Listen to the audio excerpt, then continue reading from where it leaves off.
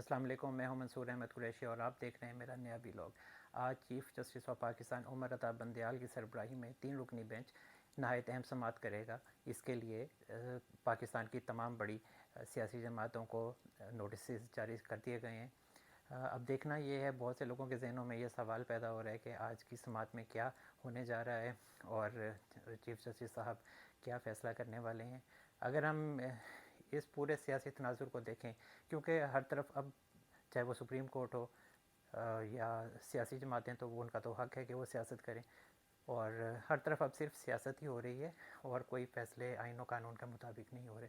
بہت سے لوگوں کا یہ خیال ہے کہ فیصلے جو ہیں وہ آئین و قانون کے مطابق ہونے چاہیے، لیکن آئین و قانون کی بات تو بہت پیچھے رہ گئی ہے، اور اب تو صرف پاور شیئرنگ کا ہی کھیل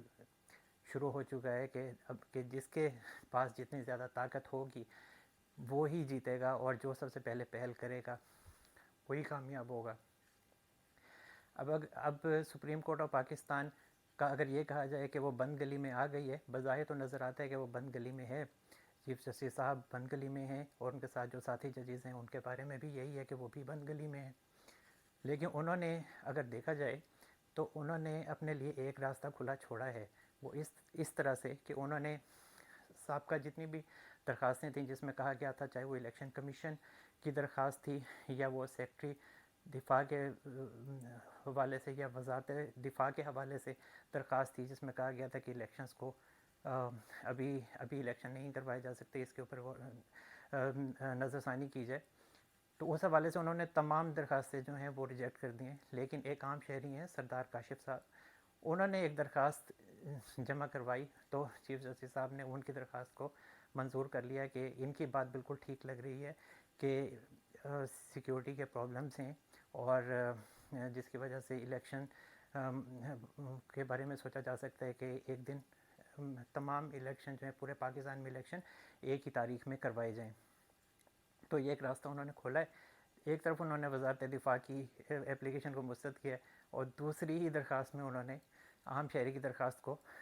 منظور کر لیا ہے، اور میرے خیال ان کے وکیل جو ہیں وہ خاور شاہ صاحب ہیں، تو انہوں نے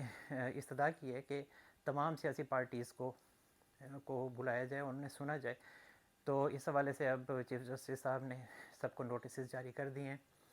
تو اگر اب دیکھا جائے تو ایک طرف ایک لڑائی بھی دکھائی دیتی ہے اور کشمکش دکھائی دیتی ہے، پارلیمنٹ جس میں حکومت بھی شامل ہے، اور دوسری طرف سپریم کورٹ ہے، سپریم کورٹ 1 جس کو میں کہتا ہوں، جس میں عمر عطا بندیال صاحب ہیں، جسٹس منیب اختر صاحب ہیں، جسٹس اعجاز الحسن صاحب ہیں۔ تو اب ان میں ایک کشمکش اب جو شروع ہونے والی ہے وہ یہ ہے کہ اب الیکشن کے چلیں 14 مئی کو الیکشن نہ ہو، اب یہ دیکھا جائے کہ الیکشن ستمبر سے پہلے ہو جائیں اور مئی کے بعد ہو جائیں، تو لیکن ہوں ایک ہی تاریخ میں، جیسا کہ میں نے آپ کو پچھلے ویلاگ میں بتایا۔ تو اگر حکومت نے یہی بات ماننی ہے کہ سپوز اگست میں اگر یہ کوئی تاریخ دیتے ہیں سپریم کورٹ، جس کے ساتھ پی ٹی آئی بھی شامل ہوگی، پی ٹی آئی جو تاریخ دے گی الیکشن کی وہ آگے وہی کوٹ کی جائے گی چیف جسٹس صاحب کے سامنے،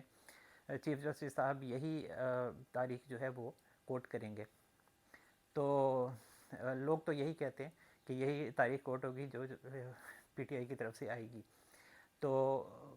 میرا یہ خیال ہے کہ حکومت اس کو کسی صورت قبول نہیں کرے گی، نہیں مانے گی اس بات کو کہ جو تاریخ سپریم کورٹ کی طرف سے آئے گی یا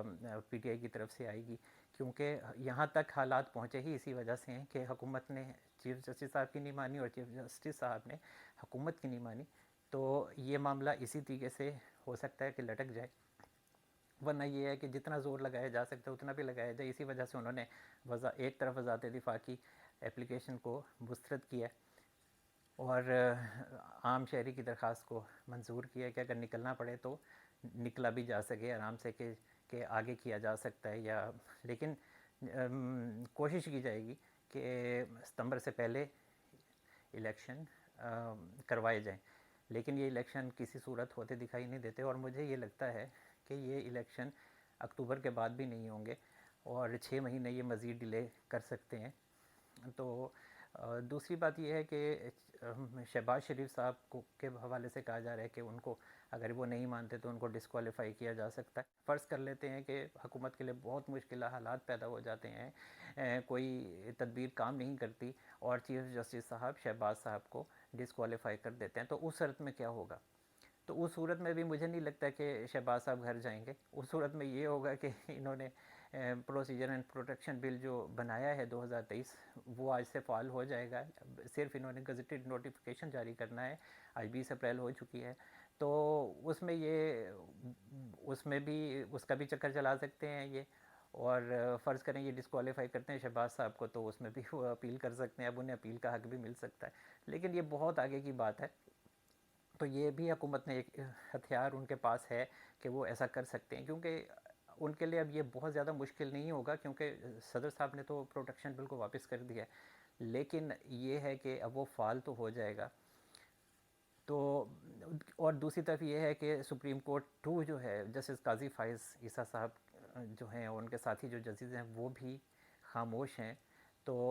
وہ بھی اہم کردار ادا کر سکتے ہیں پروسیجر اینڈ پروٹیکشن بل کے حوالے سے. تو اس وجہ سے یہ چیف جسٹس صاحب کے لیے خاصی مشکلات پیدا کر سکتا ہے آنے والا وقت, لیکن ابھی پورا زور لگایا جائے گا کہ یہ الیکشن جو ہیں یہ ستمبر سے پہلے ہو جائیں.